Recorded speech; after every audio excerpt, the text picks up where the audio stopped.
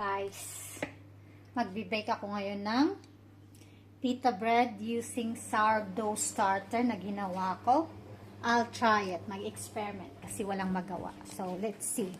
Nailagay ko na yung, now we're going to mix the sourdough starter sa tubig. Ganyan. Just wait.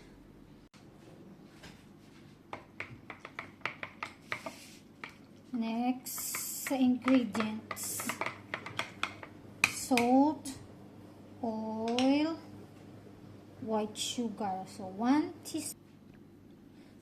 teaspoon of salt. Yep.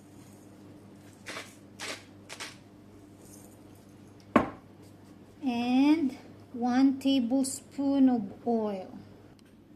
Ilagay muna natin yung sugar. 1.5 teaspoon of sugar. Gamit ko is half teaspoon. So, bali, 3 neto. 3. 1, 2,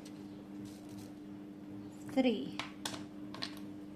1.5 teaspoon sugar. And 1 tablespoon of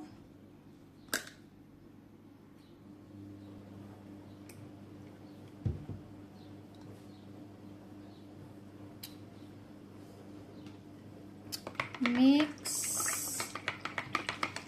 Try natin ang sourdough starter. And then, hindi ako gagamit ng all-purpose flour. I'm going to use village flour. Try kong gawin ang village flour. 1.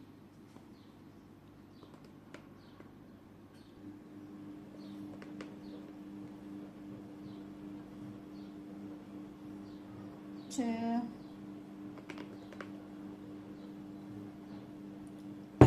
3. Mix na natin. Sana okay.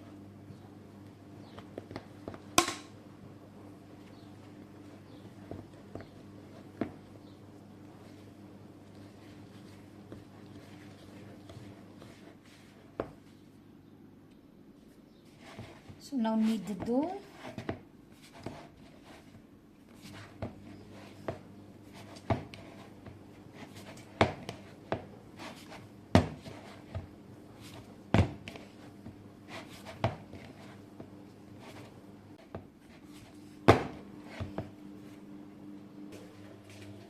Now the dough is ready.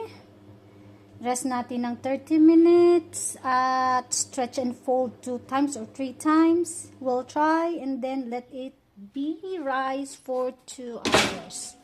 Kung tama ba yung English ko, hindi ko na alam yung pinagsasabi ko, okay?